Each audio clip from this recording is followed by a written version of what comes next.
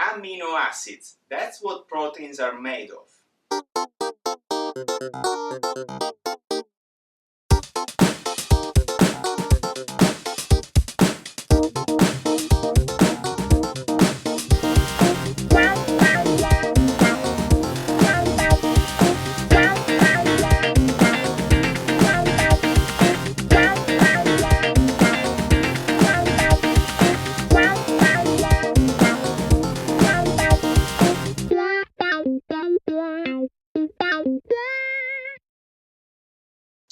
Hello everybody and welcome back to another episode of Live Healthy, Look Good. Coming from the previous video, which you will find right here, probably, where I discussed about what proteins do and what they're good for.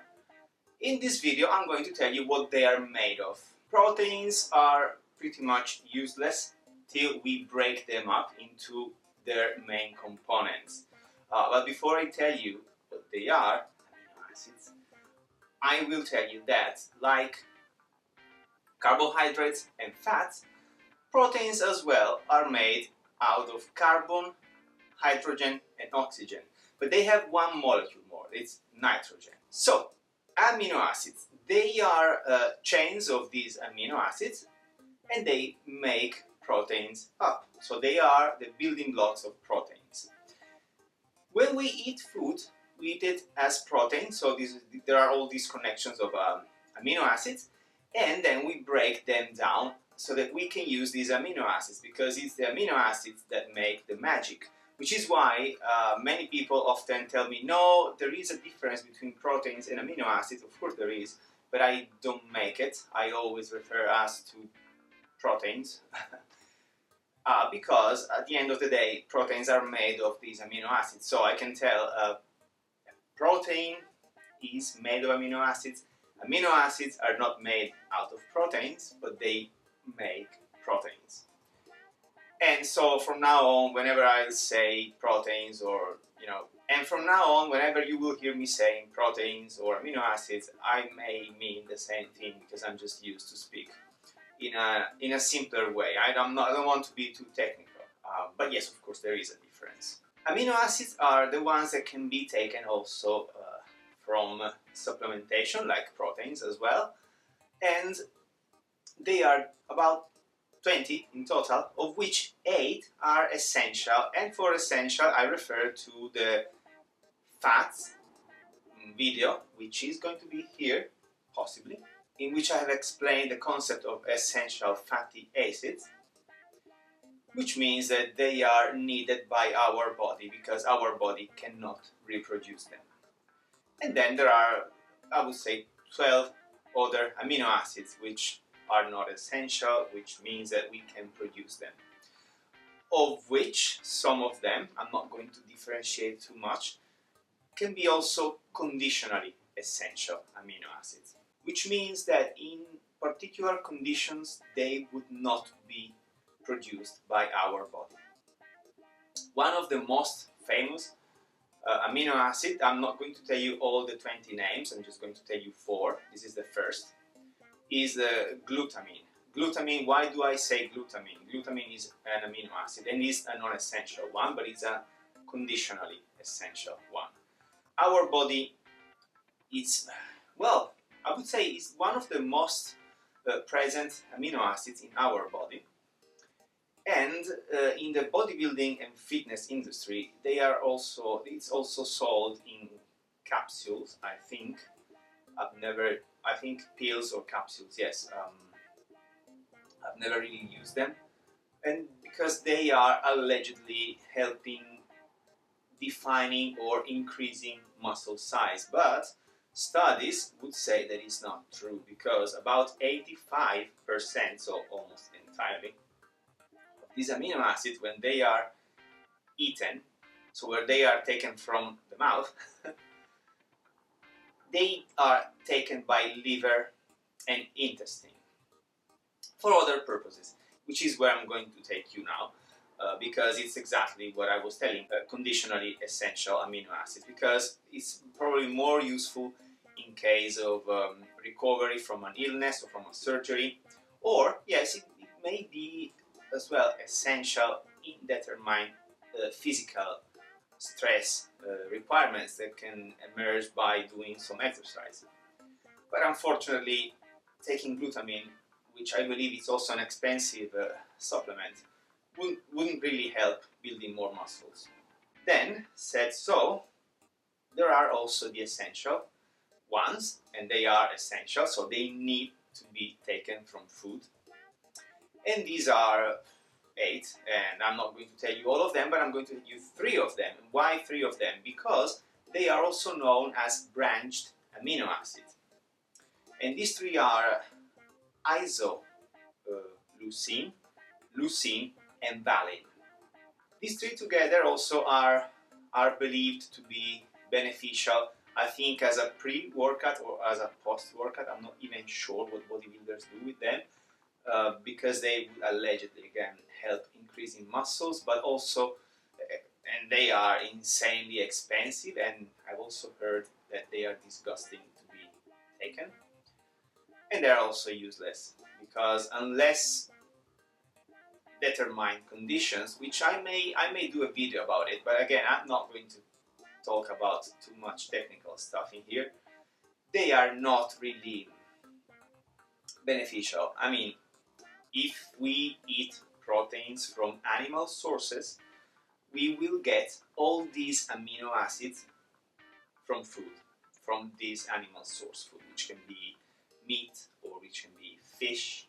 If we take proteins from vegetable sources like cereals or seeds, we may need to mix a little bit of them in order to get all these amino acids. But once they are in the body, they are in the body, and the body doesn't care where they came from.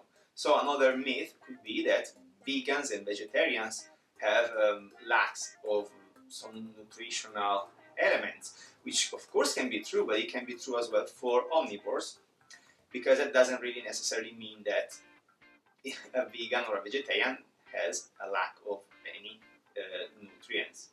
For instance, if for vegans and vegetarians, if you eat soy and you combine soy with rice or with seeds like, well, I would say also legumes like peanuts or beans or chickpeas or lentils, you will have this complete set of amino acids. Of course, from 2 sources, but still complete.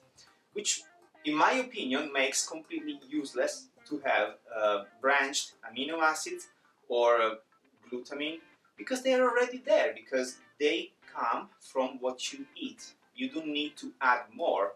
If you eat a good source of proteins, you will have them from food. For instance, I'm more of a supporter of the protein powder, because that's very, very high biologic value source of proteins. For biologic value, I refer to the amount of amino acids present, so all of them. Therefore, if you have all of them, and like the majority of bodybuilders have a hyperproteic diet, which means that they indeed have all of the amino acids, and they don't need to spend money on branched amino acids or glutamine or whatever. It could be arginine, or I don't know what else they can buy, but they are just expensive, and they just pretty much useless. Then, what else can I tell? Oh, the source of these proteins, I mentioned it's animal or vegetable sources. So the highest in biologic value, therefore with the complete spectrum of these amino acids, are eggs, which in fact are also used as a reference to comparison with other foods, because they are the richest. I think though that the whey and proteins, and also probably the casein protein, the powders, I mean, they are even higher. But those are made through a process. They're not as they are from food. And I will go there as well in a few minutes. So after the eggs, there is meat, which can be red meat or white meat, doesn't matter. Of course, white meat is preferable because red meat is associated to colon cancer. So you may not want to have too much cow, or I should say beef or pork or lamb. You may want to have more chicken or turkey. Turkey, I think, is a little bit more salty, so I would prefer chicken.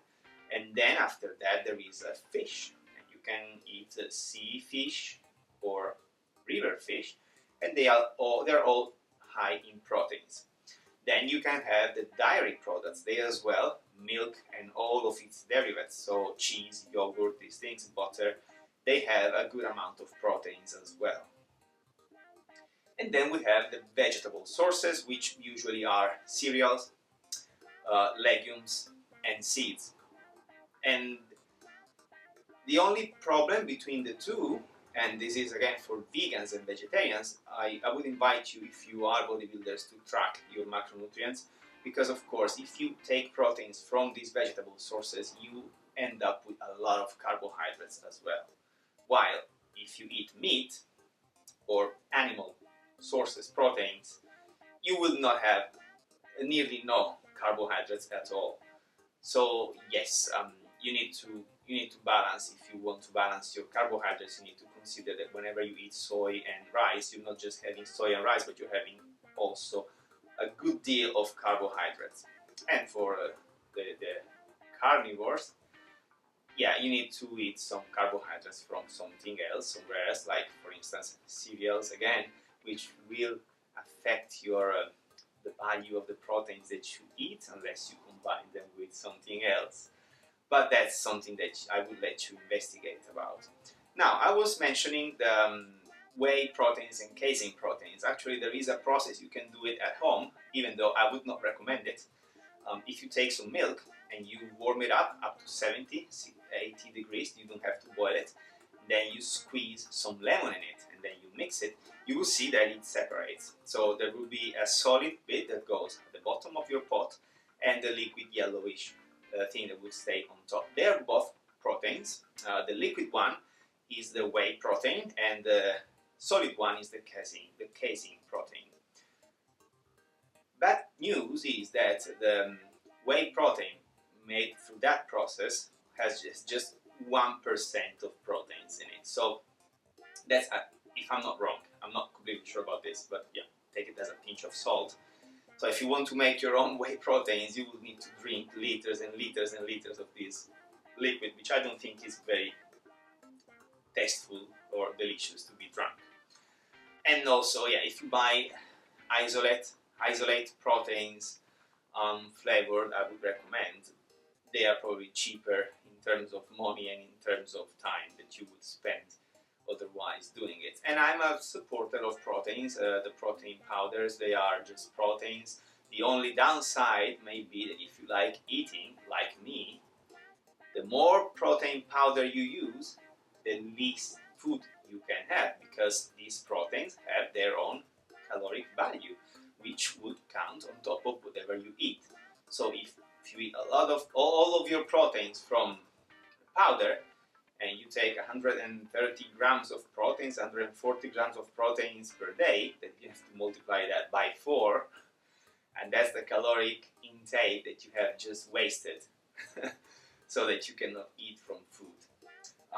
Then, what's the fate of these amino acids? Once they are in the body, they can either be used for their main purpose, which is building and repairing or growth of tissues, or they can be used as energy. But as I said in the previous video, our body doesn't like to use proteins or amino acids as a source of energy. So a very tiny amount will be used in this case, unless of course your diet is based on a lot of proteins. In that case, your body will be forced to use them and to convert them into energy, making the liver to work a little bit more. But again, I doubt it's an issue in terms of health. Said so, what else should I say more about proteins? Am I forgetting anything? I think no. So I can only say thanks for watching. If you enjoyed the video, please leave the thumb up. If you haven't done it yet, just please subscribe and also click the ring bell icon that will notify you whenever I publish a new video. And thanks for watching. See you next time when I'm going to talk about minerals and vitamins, the micronutrients. Bye!